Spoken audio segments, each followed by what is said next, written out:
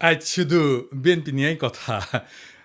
BNP তো গালাগালি করিচ্ছে, আর একটু গালাগালি করার সুযোগ পেল আর কি। আগে তিনজন মুরব্বী নিয়ে কথা, মুরব্বী নেতা নিয়ে কথা, আগে মাপছে আনি প্রত্যেকে শ্রদ্ধাভাজন রাজনীতিবিদ। প্রথমে মির্জা ফখরুল ভাই, মির্জা ফখরুল ভাই কইছেন ইউনূস সাহেব দয়া কইরা তাড়াতাড়ি নির্বাচনটা দেন। আর সরকারকে ইউনূস সাহেবকে বলতেছি, আপনিও দয়া করে এটা তাড়াতাড়ি করেন। তাড়াতাড়ি করলে কি হবে, যে জনগণ ভোট দিয়ে তার নিজস্ব সরকার তৈরি করতে পারে। দেখেছেন সুর নরম হয়েছে, কি হুঙ্কার দিচ্ছিল বিএনপির লোকজন। 3 দিন আগে গেছিল নির্বাচনের দাবিতে মাঠে নামিচ্ছে বিএনপি, আন্দোলনের হুমকি দিছিল বিএনপি। করেন করেন আন্দোলন, ঈদ তো গেছে, করেন আন্দোলন, নাকি সামনের ঈদের পরে করবেন। এই হুঙ্কার আবার ইন্ডিয়ান পত্রিকা আসে, দেখেন কি লিখেছে। ভোট কবে পরিষ্কার বলুন, বাংলাদেশ যেন গাজা না হয়। সংস্কারের দোহাই দিতেই ইউনূসকে তোপ বিএনপির সাফ কথা। এদেশের মানুষ নিজস্ব সরকার দেখতে চায়। দেখি যাও ইন্ডিয়ান পত্রিকায় কি হেডিং দিছে। ইন্ডিয়ানদের নির্বাচন নিয়ে এত কুরকুরেনি কেন বলেন তো? আমরা যদি আমাদের আক্কেল কাজে লাগাই, ইন্ডিয়া জিন্দেগিতে এমন কিছু বলবে না বা এমন কিছুতে সাপোর্ট করবে না যাতে বাংলাদেশের মানুষের ভালো হবে। ইন্ডিয়ানরা যা বলবে ঠিক তার উল্টা দিকে দাঁড়াবেন। ইন্ডিয়া যদি বলে না নির্বাচন এখন দা ঠিক হবে না, প্রফেসর ইউনূসের সরকার আরও থাকুক, আপনি তখনই কবেন প্রফেসর ইউনূসের পদত্যাগ চাই, প্রফেসর ইউনূস ক্ষমতা ছাড়ো, বুঝাও। রাজনীতি কালে খুব জটিল কিছু না, ইন্ডিয়া যা কবে তার উল্টা দিকে আমাদের মঙ্গল। আর বাংলাদেশের কারো কথা যদি ইন্ডিয়ার সাথে সবসময় মিলে যায়, তাহলে বুঝবেন ওই হালায় কলকাতা হারবাল খাইছে, হালা ইন্ডিয়ান মাল। মির্জা ভাই ইঙ্কা করে কলে তো হবি না, আপনাকে না গান গাওয়া লাগবি, গান গায়ে কওয়া লাগবি। একটা গান বানিয়েছি শুনবেন, হ্যাঁ বাড়িতে না প্র্যাকটিস করে মাইকের সামনে গাবেন। আমরা খুব ফাইন হয়েছে মির্জা ভাই, শুনবেন, শুনেন। নির্বাচন, আহা নির্বাচন, নির্বাচন চাই নির্বাচন, তা না হলে ইউনূস যাবে নির্বাসন। দিতে হবে নির্বাচন এই ডিসেম্বরে, তা না হলে আন্দোলন রাজপথে ঘরে ঘরে। আর নয় আন্দোলন রোজা ঈদের পরে, এবার হবে হবে ঠিক ডিসেম্বরে নির্বাচন, আহা নির্বাচন। এইবার আসেন দেখি বিএনপি কেমনে ইন্ডিয়ান বয়ান ফেরি করে, সেটাই না দেখি। বিএনপির রিকমেন্ডেশনে হওয়া পররাষ্ট্র উপদেষ্টা তহিদ সাহেব আর বিএনপি নেতার ছোট ভাই জসিম ইয়া ডিচুম ডিচুম ডিচুম ডিসা আসা না হয়েছে। এডিটার সাহেব এটা দেখান না এই জসিমের ম্যাচ পিট মেলা দিন দেখি না, এটা দেখান না।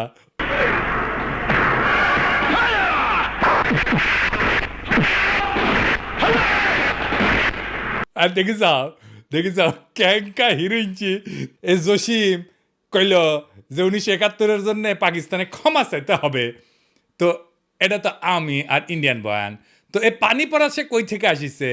ইন্ডিয়া থেকে আসিছে, তাই না? সে একই পানি পড়া মির্জা ফখরুল সাহেব পাইছেন, দেখেন উনি কি বলেন। পাকিস্তান সেনাবাহিনী সেই হত্যাযজ্ঞ করেছিল, তার জন্য আজ পর্যন্ত কিন্তু ক্ষমা চায় নাই। গণহত্যা করেছিল, লক্ষ লক্ষ মানুষকে হত্যা করেছিল, তার জন্য পাকিস্তান এখন পর্যন্ত কিন্তু বাংলাদেশের কাছে ক্ষমা প্রার্থনা করে নাই। উনি মনে করেন পাকিস্তান ক্ষমা চায় নাই, অথচ আমরা জানি তিনবার রাষ্ট্রীয়ভাবে পাকিস্তান ক্ষমা চেয়েছে। একবার মন্ত্রী পর্যায়ে, একবার প্রধানমন্ত্রী পর্যায়ে, আরেকবার রাষ্ট্রপতি পর্যায়ে। তো উনি তো বাংলাদেশ সরকারের মন্ত্রী ছিলেন, সে সময় ওনার মনে হয় নাই যে ওনার পাকিস্তান তো ক্ষমা চায় নাই। এখন কেন বলেন? কারণ ইন্ডিয়া বুঝেছে আমরা তোমার ক্ষমতা টেনে দিচ্ছি, এমনি তো হবে না, খরচাপাতি আছে। আওয়ামী লীগ যে সার্ভিস দিত সেটা দাও। কি সার্ভিস? জাহাপনা। মির্জা ফখরুল কইছে পাকিস্তানকে বাম্বু দিবা, ইন্ডিয়া কইছে, তো উনি বাম্বু দিলেন। আচ্ছা এবার বলেন তো, এই দল পাকিস্তানের সাথে স্বাভাবিক সম্পর্ক করতে পারবে? ইন্ডিয়া যে ফ্যাসিবাদ চালাইলো, কোনোদিন কইছে বিএনপি ইন্ডিয়া ক্ষমা চাইতে? নাকি বলবে জিয়ারে তো খুন করেছে তাই না? এটা কোনোদিন বলিছে? বলে নাই। কিন্তু ইন্ডিয়া আমাদের বন্ধু দেশ বলতে বলতে মুখে ফেনা তুলে ফেলিছে। দেখেন, ভারত আমাদের প্রতিবেশী, সবচেয়ে বড় প্রতিবেশী, আমাদের বন্ধু। আমাদের যুদ্ধের সময় 1971 যুদ্ধের সময় আমাদের সহযোগিতা করেছিল। আমরা ভারতের কাছে সবসময় প্রত্যাশা করি যে ভারত বাংলাদেশের মানুষের পাশে দাঁড়াবে। যাই হোক মির্জা ভাই, আপনি তো বলেন মুক্তিযুদ্ধ করেছেন, এটি সেই সময়ের গল্প শুনবার চাই। মানে কোটি কোটি যুদ্ধ করেছেন, কোটি ট্রেনিং নিছেন, কারা কারা আপনার সহযোদ্ধা ছিল, কবে অস্ত্র জমা দিলেন, কি অস্ত্র ব্যবহার করেছেন, মানে হাউস আছে কেন পাকিস্তানের উপরে যেমন বিলা, আপনি তো মনে লয় যে সখানিক পাকিস্তানি আমি জয় বাংলা করেছেন, না গল্প করবেন, হাউস আছে আমার কলে। চুপি চুপি কই মির্জা ভাই, আপনার উপরে না হেভি স্টাডি করেছি। কেন করেছি জানেন? আপনারা বোঝার জন্যে স্টাডি করে পেয়েছি কি জানেন? না খারাপ কিছু কমু না, আপনার লাইফ হিস্ট্রি কিন্তু ইন্টারেস্টিং। আপনি ঢাকা কলেজের ইকোনমিক্সের টিচার হিসেবে ক্যারিয়ার শুরু করেন, শিক্ষকতার ক্যারিয়ার। পরে ঠাকুরগাঁও কলেজে ইকোনমিক্সের অধ্যাপক ছিলেন, খুবই জনপ্রিয় টিচার ছিলেন, ছাত্ররা আপনার ক্লাস করার জন্য উন্মুখ হয়ে থাকতো, মার্শাল্লাহ। আবার অদ্ভুতভাবে আপনি বাংলাদেশ সরকারের পরিদর্শন এবং আয় ব্যয় পরীক্ষণ অধিদপ্তরের একজন অডিটর হিসেবে কাজ করেছেন। এই প্রফেসর হওয়ার পরে শিক্ষা বিভাগের আবার ডিজি আসিলেন। এমন সেলিব্রেটেড শিক্ষকের জীবন চাইরা অডিটর কেন হইলেন, এটা মিলাইতে পারি নাই। তাই আপনার জীবনের গল্প আপনার কাছ থেকে শোনার ইচ্ছা থাকলো। আমার ক্ষুদ্র ভ্রাতার ভগিনীরা আপনাদের কয়ে রাখি, কারো সম্পর্কে জানতে হইলে এভাবে ডিক করবেন, খুঁড়বেন, তারপরে তাই আপনি ভালো তার ডিল করতে পারবেন। যাই হোক, এবার আরেক বিএনপির সিনিয়র নেতারে নিয়ে আলাপ করি, হ্যাঁ, আমির খসরু মাহমুদ। যে সরকার জনগণের ভোটে নির্বাচিত হবে তারা জনগণের কাছে দায়বদ্ধ থাকবে, জবাবদিহি থাকবে, সেটা যেই সরকারই হোক। কোনো মহামানবকে বাংলাদেশের দায়িত্ব দেওয়ার জন্য বাংলাদেশের মানুষ নির্বাচনে, এই বাংলাদেশের মানুষ আন্দোলন সংগ্রাম করে নাই, ত্যাগ স্বীকার করে নাই। আর কোনো মহামানব কোনো দেশের গণতন্ত্রের সমাধান দেবে, তার জন্য বাংলাদেশের জনগণকে অপেক্ষা করতে হবে, এটা বিশ্বাস করার কোনো কারণ নেই। আমির খসরু ভাই উনি কইছে, নির্বাচিত সরকার জবাবদিহি করবে জনগণের কাছে, কোনো মহামানবকে ক্ষমতায় বসানোর জন্য বাংলাদেশের মানুষ আন্দোলন সংগ্রাম করে নাই, ত্যাগ স্বীকার করে নাই। উনি ত্যাগ স্বীকার করেছেন, ওরা ত্যাগ স্বীকারটা এটা দেখে আসেন। হ্যাঁ, আমির খসরু ভাই, আপনি তো ডিসেন্ট মানুষ, আশা করি আপনি ক্ষমতায় গেলে তো বটেই, ক্ষমতায় যাওয়ার আগেও জবাবদিহিতা করবেন, তাই না? আচ্ছা আমির খসরু ভাই, এই যে হোটেল সেরিনা আপনার ছিল তো না? এখন আপনি কইবেন যে আমি মালিকানা ছেড়ে দিছি, কথা সত্য মানলাম, আপনি মালিকানা ছেড়ে দিচ্ছেন। কয়টা জিনিস বলেন তো, যে জমিটা যার উপরে দাঁড়িয়ে আছে হোটেল সেরিনা, এটা তো চট্টগ্রাম স্টক এক্সচেঞ্জের জমি, তাই না? ওই সময় আপনি চট্টগ্রাম স্টক এক্সচেঞ্জের চেয়ারম্যান ছিলেন, তাই না? তো কি কি হয়েছিল আমি বলি খসরু ভাই, কিছু মনে করেন না, আমার কনফিউশন হয়েছে, কনফিউশন দূর করে দাও আপনার দায়িত্ব। আপনি বিএনপির অতি গুরুত্বপূর্ণ নেতা, আপনি জবাবদিহিতার কথা বলেন, আপনার দলের হাতে রাষ্ট্রের দায়িত্ব যাবেন, আসেন কি কি হয়েছিল দেখি, কোথাও বই লিলে ধরে দেন, তাই না? মানুষের ভুল বোঝা ঠিক না আপনারে, তাই না? 1995 থেকে 2001 সাল আপনি তখন, এটা আওয়ামী লীগের আমল, আপনি তখন চট্টগ্রাম স্টক এক্সচেঞ্জের চেয়ারম্যান ছিলেন। এই সময় রাজুক থেকে ঢাকার Banani road number 17 plot number 27 Chattogram stock এক্সচেঞ্জের টাওয়ার নির্মাণের জন্য কেনা হয়, মাশাআল্লাহ। কিন্তু সমস্যাটা হইতেছে, ভবিষ্যতে এই জমি আপনার ব্যক্তিগত মালিকানায় পরিণত হবে। কেমনে হবে? এটা বিশাল স্টাডির ব্যাপার, মেলা সময় লাগিছে কলে, এমন কঠিনভাবে এটা খাইছেন আপনি, মাশাআল্লাহ, জটিলভাবে খাইছেন কলে আপনি। এটা আপনার আমার স্যালুট জানানো লাগে। যদি এরকম জমি জমার লোভ টোপ থাকলে হইনি না আমি গেল আপনার ছাত্র হইলাম নি। কি চমৎকার ভাবে যে আপনি খাইছেন এটা। তো জমিটা পাইছেন, রেজিস্ট্রেশন হয়নি এখনো রাজুক থেকে। তো 25শে সেপ্টেম্বর 1999 সালে 74তম বোর্ড মিটিংয়ে চট্টগ্রাম স্টক এক্সচেঞ্জে সিদ্ধান্ত হয় যে প্লটটা ডেভেলপারকে দেবেন। ডেভেলপারটা ঠিক করে ফেলেন, আপনার নাম হচ্ছে গোলাম সারোয়ার। মুশকিলটা হইতেছে উনি আপনার ভগ্নিপতি। তখন প্লটের রেজিস্ট্রেশনই হয় না। রেজিস্ট্রেশন হওয়ার আগে আইনত আপনি ডেভেলপার নিয়োগ দিতেই পারেন না। আপনি ডেভেলপারকে নিয়োগ দেন ওই মিটিংয়েই, এটা একটা প্রক্রিয়ার লঙ্ঘন, কারণ এটা তো আপনার ব্যক্তিগত প্রতিষ্ঠান না। 19শে জানুয়ারি 2000 সালে রাজুকের সাথে রেজিস্ট্রেশন হয় আপনার চট্টগ্রাম স্টক এক্সচেঞ্জের। আপনি চেয়ারম্যান থেকে নিজের ভগ্নিপতিকে ডেভেলপারের দায়িত্ব দিতে পারেন? হ্যাঁ, আপনি মুরব্বী মানুষ, জিজ্ঞেস করলাম আর কি। মানে ধরেন আমি যদি কখনো চট্টগ্রাম স্টক এক্সচেঞ্জের চেয়ারম্যান হই, আমি কি আমার ভগ্নিপতির স্টক এক্সচেঞ্জের জমিতে বিল্ডিং বানানোর জন্য ডেভেলপার হিসেবে নিয়োগ দিতে পারবো নাকি পারবো না? এরা কয়া দিলেন আর কি, এনে শুনলাম মুরব্বী মানুষ না। আচ্ছা, এইবার 15 নভেম্বর 1999 75তম বোর্ড মিটিং, মানে একটা পরেই আর কি, এখানে সিদ্ধান্ত হয় যে গোলাম সারোয়ারের সঙ্গে চুক্তি হবে যে চট্টগ্রাম স্টক এক্সচেঞ্জকে উনি বেসমেন্ট এবং 5টা ফ্লোর দেবেন, মানে 6টা আর কি।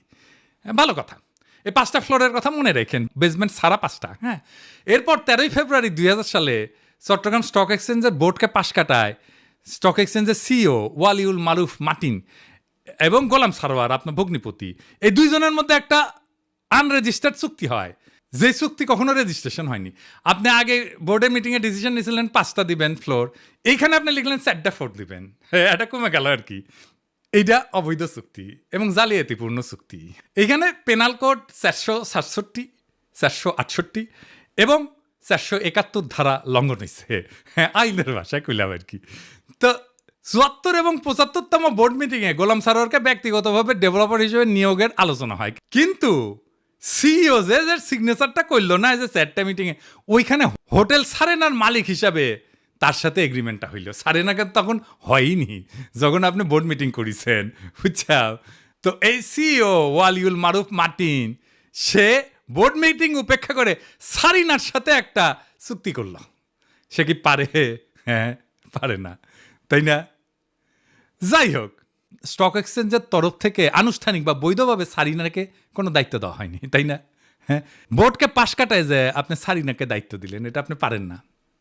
এরপর 23শে মে 2000 সালে গোলাম সারোয়ার মানে আপনার ভগ্নিপতিরে একটা পাওয়ার অফ অ্যাটর্নি দেওয়া হয় যাতে জমি বন্ধক দেওয়া, আর্থিক ক্ষমতা দেওয়া হয়, কিন্তু ওইটাতে আবার কোনো ফ্লোর বন্টনের উল্লেখ নাই।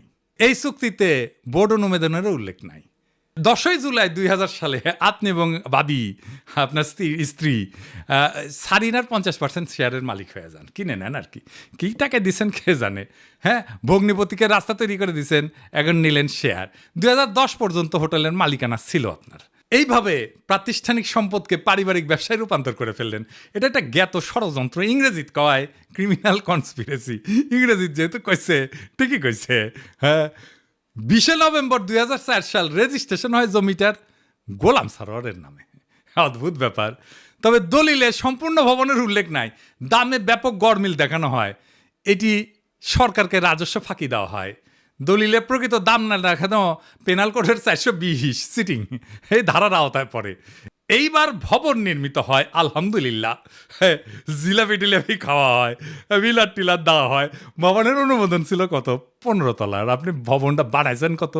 20 তলা, 5 তলা এক্সট্রা। 12 হাত কাকুরের 13 হাত বেশি দেখেছি না, সেরকম 15 তলা অনুমোদিত বিল্ডিংয়ের 20 তলা হয়ে যাওয়া দেখলাম আমরা। এটা রাজুকের নিয়ম ভঙ্গ কইরা অবৈধ নির্মাণ, নগর উন্নয়ন আইনের গুরুতর লঙ্ঘন। আর চট্টগ্রাম স্টক এক্সচেঞ্জকে 4টা ফ্লোর পরে এটা কমায় 4টা করা হয়েছিল না, সেটা আসলে যে অতিরিক্ত ফ্লোর বানায় দুটো থেকে দেওয়া হয়েছে। মানে মাছের তেলে মাছ ভাজিছেন, পুরা বিল্ডিং আর জমিন মালিক হয়ে গেছে আমির খুরশিদ মাহমুদের পরিবার। বুঝেছাও? মজার এই দারুণ চালাকি কইরা এমন একটা জায়গায় আপনি সম্পদ বানাইলেন, কি ফাইন সিস্টেম কইরা। আচ্ছা, খালেদা জিয়া এতিমখানার টাকা সরান নাই, টাকা ব্যাংকে ছিল, কিন্তু উনি নাকি নিয়ম মানেন নাই, তাই উনারে জেলে নিল হাসিনা। আপনার নামে কেন কোনো মামলা হইল না? আপনি তো বলেন আপনার মালিকানা নাই। মালিকানা ছিল তো ওই সময়, এক সময়, তাই না? ওই মালিকানার কি আপনি নিতে পারেন? আপনি ডিউ ডিলিজেন্স করেছিলেন, করেন নাই। আপনি জানতেন না 15 তলার পারমিশন নিয়ে 20 তলা বানানো হয়েছে। হ্যাঁ, তাও তো শেয়ার কিনেছেন। আপনার তো ডিউ ডিলিজেন্সই ধরা পড়ে যাওয়ার কথা। এই সারিনাতেই তো আপনি আবার ফার্মের বাসায় দান্দিক বোকাচোদাদের নিয়ে মিটিং করেন, কমিউনিস্টদের নিয়ে। ইনভেস্টমেন্ট সামিটের টাইমেও মিটিং করেছিলেন। আপনার কি প্রফেসর ইউনুসকে জবাবদিহিতার কথা বলা মানায়? আমি খুশি ভাই। হ্যাঁ, আগে দেখতাম মানুষ রাজনীতি করতে এসে গরিব হয়। বাংলাদেশে দেখতেছিস খালি সবাই বড় লোক হয়, বড় লোক হয়, বড় লোক হয়, টেকায় খালি টেকা। আমির খুশি ভাই, এটাই সমস্যা। কি সমস্যা হচ্ছে? টেকা কামানোর জন্য রাজনীতি যদি কেউ করে, তার মাথার তো খালি টেকা আর ধান্দা ঘুরবি। রাষ্ট্র তো একটা হিউজ রিসোর্স, তাই না? ওই রিসোর্সের মালিকানা নেওয়াটাই কি রাজনীতি? আপনি তো রিক্সাওয়ালা, ঠেলাওয়ালা, গার্মেন্টস শ্রমিক, বাস শ্রমিক, কৃষক, ক্ষেতমজুর, ক্ষুদ্র ব্যবসায়ীর কথা ভাবতে পারবেন না। দলমূর্খ সদাদের পাইবেন, আইসা গালাগালি করবে। শীর্ষ নেতারা মেদিনীপুরের ভাষায় কথা বলবে, আর মূর্খ সদাদের আইসা আমার মালওয়ান করবে, গালি দিবে। সব আর্কাইভ করা আছে। ইলেকশনের আগে গালির কোলাস কইরা কোন নেতার সাথে ওই মূর্খ সদা ছবি তুলিছে, সেগুলো দিয়ে এপিসোড বানাবনি। মিলিয়ন মিলিয়ন দেখে দেখবি, ফ্রি ক্যাম্পেইনে করে দিব। আমি কিছু ভাই, আমি তো আমার শেষ হয়নি কথা। এটা কেস স্টাডি লিখেছি আপনার সারিনা কেলেঙ্কারি নিয়া। এই কিচ্ছা একাডেমিয়াতে ঢুকে দেবো, খালি আওয়াজ দিচ্ছি না, আমার কথাবার্তা হয়ে গেছে কলে ফাইনাল। কেস স্টাডির নাম দিচ্ছি কি জানেন? The hotel Sarina controversy, conflict of interest and abuse of power in Bangladesh. এটা মেলা জায়গাত পড়ানো হবি, এটা কর্পোরেট গভর্নেন্সে পড়ানো হবি, কনফ্লিক্ট অফ ইন্টারেস্টে পড়ানো হবি, ম্যানেজমেন্টে পড়ানো হবি, পলিটিক্যাল সায়েন্সে পড়ানো হবি। কোনটি না, কতগুলো জায়গায়। আরো দিন সাথে যাবি ফাইনাল করার জন্যে, আপনি বিখ্যাত হয়ে যাবেন। কইছিলাম না আমাকে লেরো না। হ্যাঁ, কাকে লেরতে কাকে লেরে ফেলেছেন। এবার মির্জা আব্বাস ভাই, মির্জা আব্বাসের ভাবিছিলাম কিছু কমু না, এরে ওরে দিয়া মেসেজ পাঠায় আমি যেন আর কিছু না কই, আমি যেন তারা না ধরি। আবার নিজে তার দলের কর্মীদের লালায় দেয়, কয় নাকি সোজা হয়ে যাব। শুনেন। আপনার ফেসবুক চালান নাকি? চালান, জবাব দেন না কেন? যখন নাকি ফেসবুকের মধ্যে উল্টাপাল্টা কথা লেখে জবাব দিয়ে দিয়ে এগুলারে সোজা হয়ে যাবে। মিথ্যা কথা বলবেন, অপপ্রচার করবেন, অপকথা বলবেন, কথা বলবেন, কুকথা বলবেন, একটা মানসিক চরিত্র হরণ করবেন, এগুলো কি ভাই? আমরা রাজনীতি ছেড়ে দেবো, আপনারা একটু দেশে আসেন। আপনাদের অনেক জ্ঞান, আপনাদের অনেক বুদ্ধি, আপনাদের জ্ঞান বুদ্ধি আমাদের অনেক প্রয়োজন। আপনারা দয়া করে দেশে আসেন, বুদ্ধি দেন, কথা বলেন, কাজ করেন, মেনে নেব। আমরা রাজনীতি করবো না, আপনারা আসেন না। কয় দেশে আসেন, দেশে আসেন, এই কথাটা আপনার দলের ভারপ্রাপ্ত চেয়ারপারসনরা কইতে পারেন না? আমি কি দেশে গেলে আমরা প্রাইম মিনিস্টার বানাবেন? ভারপ্রাপ্ত চেয়ারম্যানরা তো প্রাইম মিনিস্টার বানাবেন, আমারও তো বানাবেন না। দেশে আমারে ডাকেন কেন? উনারে ডাকেন। কয়দিন আগে কইছিল না সংস্কার করলে ছুঁড়ে ফেলে দিবি, আবার কি কইছে? আমি কখনো কই নাই।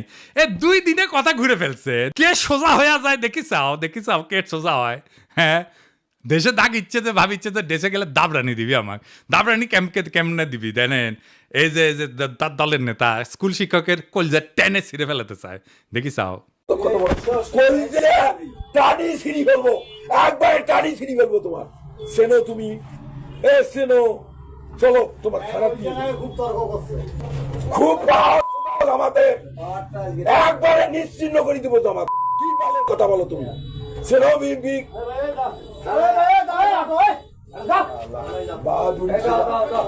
তোমার নামে আমি মামলা দেবো। কবিলক্ষণ দাও। কবিলক্ষণ কি বলবো? ও দাও, আমি ও থানা দেয়া, আমি ওখানে ইজাহার লিখবো, লিখি ওকে অ্যারেস্ট করে দিয়ে তারপরে আমি আসবো। কুড়িগ্রামে কি কয়, ক্ষমতা না আসতে আসতেই এই শুরু করেছেন। ক্ষমতা গেলে কি করবেন এটা পাবলিক জানে। আপনাদের তো উন্নতি হইতেছে না, ক্রমাগত অবনতি হইতেছে। দুঃশাসন শুরু করলে আবার লড়াই শুরু করবো। দেশের মানুষকে তো আর অরক্ষিত রাখা যায় না। মির্জা আব্বাস ভাই, আমি সোজাই আছি, কিন্তু আপনারা একেবারে ফ্ল্যাট করে দেবো, একেবারে হুতায় দেবো, উঠবার পারবেন না। এই বুড়া বয়সে আপনি কল্পনা করতে পারতেছেন না আপনারা আমি কোন দিক দিয়ে ধরবো। মিশা কথা আমি কইছি, কোন কথাটা মিশা কইছি কইবেন? হ্যাঁ, কোন সেক্টরে মুক্তিযুদ্ধ করেছেন, কার সাথে যুদ্ধ করেছেন? আমি নানাভাবে ক্রস চেক করিয়া কইছি আপনি বালের মুক্তিযুদ্ধ করেছেন, মুক্তিযুদ্ধের নামে মিথ্যাচার করেছেন। দিন বদলাইছে মির্জা আব্বাস ভাই, শেরের উপরে শোয়াশের আছে। শোনেন মির্জা আব্বাস ভাই, মানুষের 3টা জিনিস ডরায়, এই ডর দেখায় মানুষের শাসন করছেন এতদিন। জানের ভয়, সম্মান হারানোর ভয়, আর সম্পদ হারানোর ভয়। আমার জানের ভয় নাই, সম্মান হারানোর ভয় না, আমার সম্মানই নাই। হ্যাঁ, আপনি কি নিবেন? আর সম্পদ এটাই, এই যে এটা কেড়ে নিতে পারবে না কেউ। আপনার লেসপেন্সারদের পিছে লেগে দিতে পারেন, বালটাও শিখতে পারবেন না। বাংলাদেশের পলিটিশিয়ানরা দুধে দেওয়া তুলসী পাতা না, সব বিগ শটের আমল নামা বাইর করবো টাই না। এইভাবে এই দুর্নীতি আর দুর্বৃত্তায়নের খাজে খাজে বাংলাদেশের রাজনীতি আজকাল এক অলিক নাট্যশালায় পরিণত হয়েছে, যেখানে দাবি দেওয়া আর আচরণ দুইটা ভিন্ন গ্রহে বাস করে। এখানে কেউ মুক্তিযোদ্ধা হয়েও যুদ্ধের ইতিহাস বিকৃত করে, আবার জনগণের শাসনের বুলিয়া ওড়ায়, চতুরতায় জনগণের সম্পদকে ব্যক্তিগত সম্পত্তিতে রূপ দেয়। আজ যারা ক্ষমতার বাইরে তারা জবাবদিহিতার গান গায়, কাল যখন তারা ক্ষমতায় তখন জবাবদিহিতার ঊর্ধ্বে ওঠায় হয় তাদের অভিষ্ট। রাজনীতি আজ জনগণের না, নিজের ভাগ্য বদলানোর জাদুর কাঠি। আজ যে দল ইন্ডিয়া বিরোধী স্লোগানে জ্বলে ওঠে, তার বয়ানি আবার ভারতীয় লাইন টু লাইন কপি হয়ে ফিরে আসে ঢাকার রাজপথে। যারা বলেন আমরা নির্বাচিত সরকার চাই, তারাই আবার নির্বাচন আগে নয় পরে টাইপের গানের লিরিক গায়। কেন? হ্যাঁ, কারণ এবার মিউজিক ইন্ডিয়া বানাইছে। আর আপনি যদি জনগণের পক্ষ নিয়ে কথা বলেন, আপনাকে বলা হবে তুই কিসের দেশপ্রেমিক। অথচ প্রশ্ন করার সময় এখনই। জানতে চাই, আপনি যদি জবাব দিতে চান, নিজে কবে জনগণের সামনে দাঁড়ায় জবাব দিছেন? একবার বলেন, একবার দিচ্ছেন জবাব? জনগণের সামনে দাঁড়ায় জিন্দেগিতে দেন নাই, এখন জবাব দিতে চাইতেছেন আপনি প্রফেসর ইউনূসের কাছে। বাহ, মজা আরই মজা। আপনি যদি বলেন দুর্নীতি হবে না, আপনি নিজের জীবনে কোন অধ্যায় প্রমাণ করছেন? দেশের মানুষ সব বুঝে, বোকা না। এখন কেউ চোখ বন্ধ করে ভোট দেয় না। তারা জানে ঢাকা শহরের প্রত্যেকটা বিল্ডিং এর ছায়ায় লুকায় থাকে এক একটা রাজনৈতিক ষড়যন্ত্র, একটা দুর্নীতির ইতিহাস। এখন সময় আসছে গলা ছেড়ে বলার, এই দেশ কারো বাপের না, পারিবারিক ব্যবসা না। এদেশের জমি, গ্যাস, শিক্ষা, ভোট সবই জনগণের সম্পদ। আর এই সম্পদের হিসাব চাই, জবাব চাই, বাম ডান না, ন্যায় অন্যায়ের মাপকাঠিতে। কারণ আজ আপনারা রাষ্ট্র ক্ষমতা নেওয়ার কথা বলতেছেন, নির্বাচনের কথা বলতেছেন, আপনার বগলে পুরানা লুটের খতিয়ান। এই বাংলাদেশকে আমরা বদলাবো, বাংলাদেশকে আমরা আমাদের স্বপ্ন দিয়ে সাজাবো, আমাদের বর্ষা বিপ্লবের স্মৃতি দিয়ে ভরাবো। এই দেশ আপনাদের মতো নেতাদের না। এই দেশ প্রত্যেক জনতার, প্রত্যেক নাগরিকের। এই দেশের মালিক আমরাই আমজনতা। আমরা যাচাইব, জনতা যাচাইবে, দেশ সেভাবে চলবে। রাজনৈতিক দলের ইচ্ছার কাছে আমাদের ভাগ্যকে আমরা আর বন্ধক দেব না। ইনকিলাব জিন্দাবাদ।